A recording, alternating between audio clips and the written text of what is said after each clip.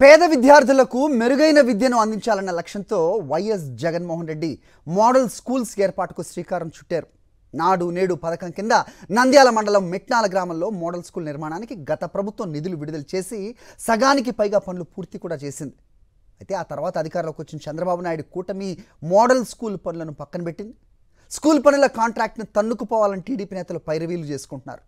దీన్ని కూడా అవినీతికి ఒక అవకాశంగానే భావిస్తున్నారు తప్ప విద్యార్థులకు మేలు చేయాలన్న ఆలోచన మాత్రం కూటమి నేతల్లో కొరవడిందని విద్యార్థుల తల్లిదండ్రులు ఆరోపిస్తున్నారు. కార్పొరేట్ స్కూళ్లకు ధీటుగా ప్రభుత్వం ఆధ్వర్యంలో మోడల్ స్కూళ్లను నిర్వహించాలని వైఎస్ జగన్మోహన్ రెడ్డి సంకల్పించారు. అందులో భాగంగానే నంద్యాల మండలానికి ఒక మోడల్ స్కూల్ కేటాయించారు. దీని నిర్మాణం కోసం నిధులు కూడా కేటాయించారు. ముందుగా 4 కోట్ల రూపాయలతో హాస్టల్ నిర్మాణం పూర్తి చేశారు. దాంతోపాటే పాఠశాల తరగతి గదుల నిర్మాణాలు మొదలుపెట్టారు. అయితే క్లాస్ రూమ్స్ కు సంబంధించి ఫినిషింగ్ వర్క్స్ పెండింగ్ లో ఉన్నాయి. చంద్రబాబు నాయుడు అధికారంలోకి వచ్చి 15 నెలలు కావస్తున్నా ఈ మోడల్ స్కూల్ పనులు మొదలు పెట్టలేదు. నిబంధనలకు విరుద్ధంగా కాంట్రాక్ట్ ను సొంతం చేసుకోవడానికి టీడీపీ నేతలు పైరవీలు చేసుకుంటూ ప్రిన్సిపల్ తో కుమ్మక్కయ్యారని విపక్షాలు, విద్యార్థి సంఘాలు ఆరోపిస్తున్నాయి.